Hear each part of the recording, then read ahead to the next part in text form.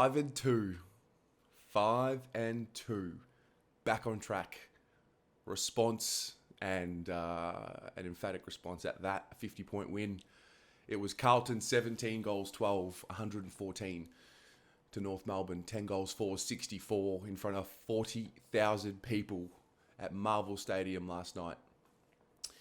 I had a ball. I had a ball the whole day. Yesterday, we get so caught up in week to week and moment to moment and injury report to injury report that if you blink, you'll miss it. And yesterday was a quintessential day at the footy that for many years we've been missing. And I oftentimes try and always ground myself in this busy, crazy, fast-paced, moment by moment life that we live. But yesterday was great. I went to the VFL, watched the boys play, put on a really good performance at Icon Park, and it was just like the footy day, the quintessential footy day. It was a little cold, but not too cold, but cold enough to wear a jacket. And those are the best days to go watch the footy for me. I really do enjoy rugging up and getting amongst it. And good performance, like I said. Enjoyed watching some of the AFL listed boys in there as well, and Alex Murkov as well, who we're going to touch on over the next week or so, because it's the first time I've watched him play live in a few weeks now. So that was good. And then there was the game last night, and it was interesting. Throughout the week, I felt myself being a little nervous. Those of you who watched the preview, you'd know that I was feeling confident but mindful. 90%, 10%, and just the scars of the past, and this situation being one where the group historically, and when I say historically, I mean pretty much since 2016, just has not been able consistently to overcome the expectation. Not that the expectation means much to them in the sense that they can only control what happens on the field, but the fans, the club, it was expected. Like, we beat North Melbourne. You don't lose to North Melbourne. They're in a phase of their development where they're pretty much where we were 3-4 years ago. So the tricky part is you can lose to such teams if you give them a sniff, and that was always there. And North Melbourne have had the ability to just stay in the game, stay tough, and find a way to grit themselves into a winning position. And 5 of the last 6 times before last night, I think they had beaten us. So all of that was at play. It wasn't really until I woke up on the Saturday and I realised, hang on a minute. Yes, I know George Hewitt's out, all of that, but Patrick Cripps is back to his best. Our leaders are playing; they're standing up for the most part. And I realised in the morning, I'm like, I've got faith. I've got a lot more trust in them to do the job. And I've been to watch North Melbourne a couple of times as well, and I've seen that they can really put it together for a quarter, maybe a half, but ultimately they do have a lot of inconsistencies, and that's just where they're at. So I was a lot more confident that going into the game last night than most. I also prepared myself to be uncomfortable. I sensed that whether it would be for 4 quarters or a half, I sensed that it would just be uncomfortable, and everything that happened wouldn't have been good enough. If we won by 4 goals, it should have been 6. If we won by 8 goals, it should have been 10. If we won by 10 goals, it should have been 15, etc. So I braced myself for the uncomfortability of the proceedings. That's kind of how I went in there. And I ended up enjoying myself so much because I was expecting things to be tough and uncomfortable. And when North Melbourne, really wrestled the contest back to even in that second quarter, I was like, okay, look, it's a quarter. We'll tick it off and, we'll just build from there. And then the other part as well, which made me realise where things are different, is I watched Vossi's press conference. And tell you what, if you're not watching press conferences, you should start. Now, I understand why you might not after last year and what we've been having to listen to for the last 5 years from coaches. But just hearing Vossi speak, just there's an air of confidence around him, the program, how he feels about the group. It's really pleasing to see. Yeah, it really is. It's, the way he spoke about Jack Carroll saying, he won't shirk a contest. Like, just little things like that gave me confidence and gave me confidence in who's there. And it reminded me that we're not even talking about it anymore. But over the last few years, a lot of the rhetoric's been around, look at the coaching staff. What have they done? Where are the winners? What do they know? Our coaching staff, give it up. They've done a really good job. We've got strong, powerful men in that coaching staff. It's good. It's really good. The other thing I wanted to see last night, which I did, was us take a step forward in just the way we approach such games and our mentality, and to start becoming the enforcers, not the bullies. Maybe bully is the word, but this is a contact sport. This is war. This is the closest thing you get to watching gladiators battle it out, like they used to watch them in the Colosseum. This is the closest thing. You got 18 on 18. You're kind of watching like a little war. And I wanted to see us just start to move away from little boys, just hoping to, stay in the side, to men who aren't going to take any shit from anyone. And that's what I did see last night. And that was one of the more pleasing things. And I think, dare I say it, it was a mature performance. It was a mature performance. We started well. I sensed a little bit of confidence throughout the group as well in the first quarter. Like, they just knew. They knew they're better than North Melbourne. And that can be challenging, because when you know you're the better side, you can very easily fall into bad habits and slip up and sometimes play lesser than what you're capable of or whatnot. So the first quarter, I thought we got on top. Second quarter, obviously, was a little disappointing in the sense that North Melbourne were able to wrestle the game back. Paul Sebastiani made a good point. I did notice this at the game as well. We seem to be just sort of trying to control the game a little bit in the second quarter, as opposed to really take it on. Not kind of taking those kicks that we were taking in the third and fourth quarters and really trying to open the game up. That just might be part of the management. We've come off 3 weeks where we just haven't been able to manage the game. We've almost peaked too early and then sort of let teams back in. So look, it's all an evolution. It's all an evolving process. It's all happening.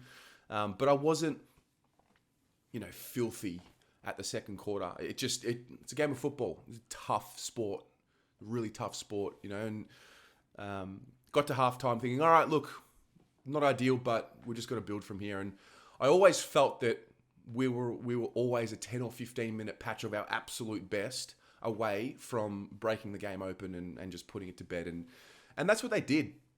Third quarter came around, and that was impressive. And that was the first third quarter we've won all year. It was something, we needed to address. We did. They came out and they really put the game to bed, I thought, in that third quarter. And that was pleasing. Fourth quarter came around, and then that was the next part for me. I'm like, all right, can we just kick on with it a little bit? Just don't let the lead become, 21 or 18. Keep it. Push it to 40, 50 plus if you can. And we did. And I'm stoked. I'm wrapped. That was a mature performance. Now it's the rhetoric is, oh yeah, but it's North Melbourne and da-da-da. But before the game, that wasn't it. Before the game, it was, if we're not careful, North Melbourne will get us. So that's what you want to see. Bit of a percentage boost as well, and overall a mature performance. And I really do mean this. If you blink and if you get caught up in what could have been and what should have been and all of that, you're gonna miss it. Like, they're growing up right before our eyes. It's happening today, in this moment, right now. They're literally growing up. There so many different little moments, which really gave me a lot of confidence in where we're headed, and just reinforced the ability to have faith and trust in the program that we now have. Because I lost it completely last year, and I think many people did, and even the year before, and even some of the fan cams had a guy come on who said that, didn't sign up as a member until he saw 5 rounds, and then he jumped on board. And whether you agree with that or not, some people do feel like that, and that's valid. So one was Wiedering showing emotion, showing a bit of personality. Like, he's almost like a bit of a Humphrey Bear in a sense, from the outside looking in. Now, obviously, I don't know what he's like on the inside. Never met him personally, but from the outside looking in, he's very sort of straight-faced, doesn't show emotion. That's the whole part of Jacob Wiedering. He's a composed guy. So when he kicks the goal and when he screams, and there's the photo of him screaming and really getting amongst it, I think it's a big deal. I really do. I think it's a big deal. And to see the boys get around him, the camaraderie, sticking up for each other, the Liam Stock. Liam. Fuck.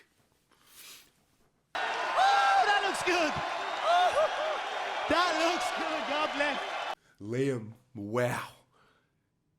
It's bittersweet. Obviously, I'm devastated that he hurt himself, and I don't know what the severity of it is. But Liam, for me, is the missing piece, one of the missing pieces to this puzzle. And what that missing piece is, first of all, his composure, his talent, his skill level. He's kind of like a midfielder that plays in the back line. He's competitive, but he brings the toughness, and it rubs off on the rest of them. And that ability for us to bully, really, I think he almost started it or led the charge with it, because early in the game, I think the ball trickled over the boundary line.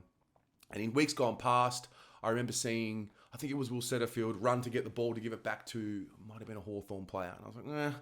Whereas last night, Liam Stocker gets the ball and fucking throws it at Nick Larkey. Just little things of, hey, I'm not going to be intimidated. I'm the bigger, I'm the alpha. You know, that type of mentality. It's kind of like it's like watching animals in the wild. It becomes a bit animalistic like that in a sense, but it's theatre, it's entertainment, it's sport. So I liked the symbolism of that early, and then the bump.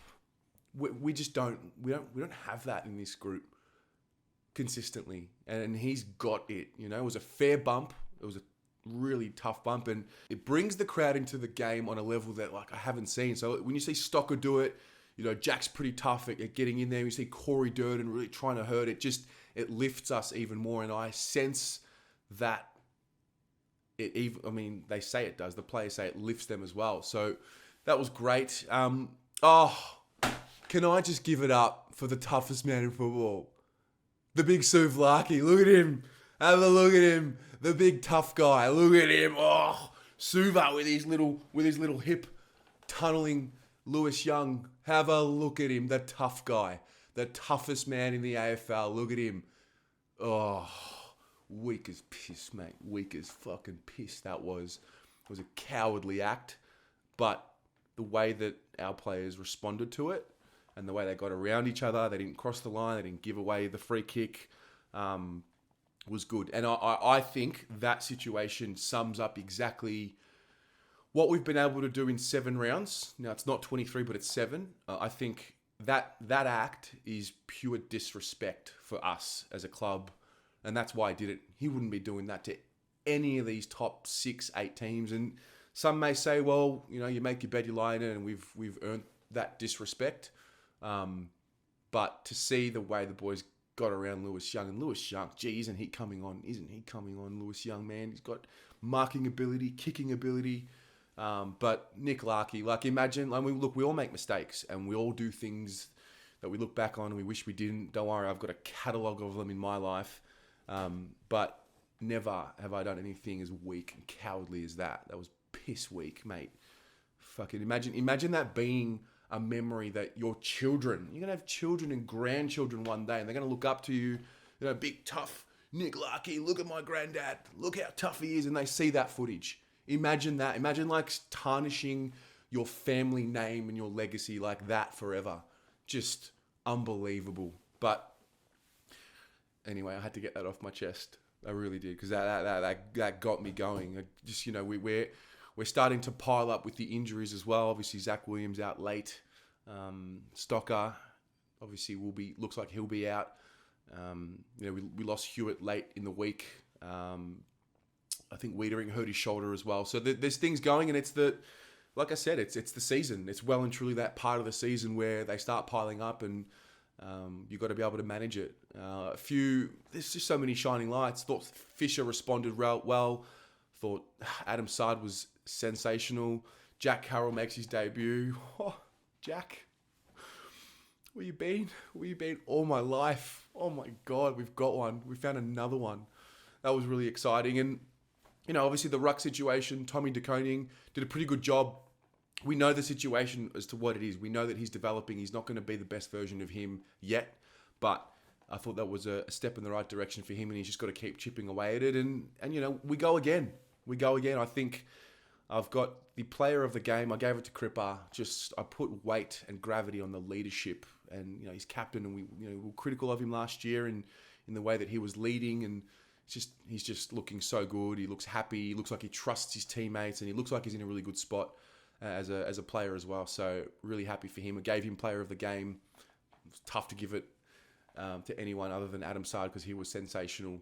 But Cripper is my player of the game, and we move on 5-2 next week. We've got Adelaide. We're going to enjoy this. Plenty to work on. Plenty more improvement to come. I think we unlocked something last night. I really do. I think sometimes you've got to see it and you've got to do it. No matter who your opposition is, you've got to do it to be able to say, right, boys, that was what we're capable of. The lowering of the eyes, the forwards leading at the ball. So yeah, I'm happy. I'm satisfied.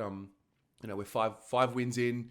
We're almost halfway to 12. I'm pretty sure 12 wins gets you to finals, and we just keep building from there and enjoy it. I think that's the other part as well. If you blink and if you worry about all this other stuff, you're gonna miss it. Like it's happening before our eyes. They're growing up before our eyes, and I'm just so thrilled to be able to stay in the moment and document it. And what more can I say? I've blabbed enough. Let me know what you think. Let me know what you saw last night. Where'd you watch the game? And some of the themes and issues. And let me know some of the storylines that piqued your interest. Because we all have our own different biases and things that we're looking at and looking for and favourite players and whatnot. But let me know and we'll chat about it in the comments. Go the Mighty Blues.